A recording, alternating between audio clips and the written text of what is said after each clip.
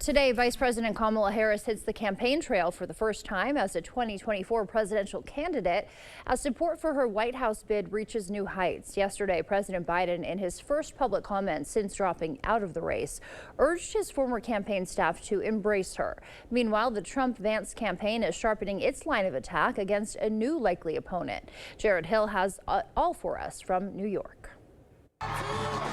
This morning, a critical sign of support for Vice President Kamala Harris's presidential campaign. CBS News estimates a majority of Democratic delegates across more than half of U.S. states have endorsed her, enough to potentially win her party's virtual vote next month, ahead of the Democratic convention. We have an election to win.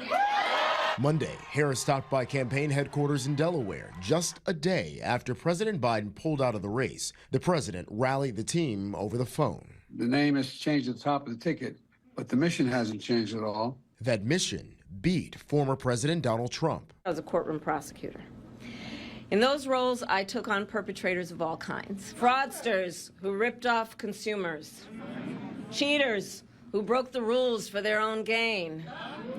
So hear me when I say, I know Donald Trump's type. The Trump-Vance campaign has come out swinging, saying Harris is worse than Biden and slamming the Democrat selection process. Democrats are the ones who want to throw out 14 million ballots and not elect Kamala Harris, but select Kamala Harris with a bunch of billionaires. But a new CBS News poll shows most Democratic voters already want Harris as the nominee. Under the circumstances, she would be my top pick.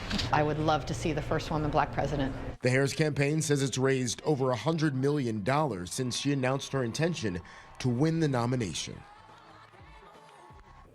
President Biden is due back in Washington later today after recovering from COVID-19 at his Delaware home.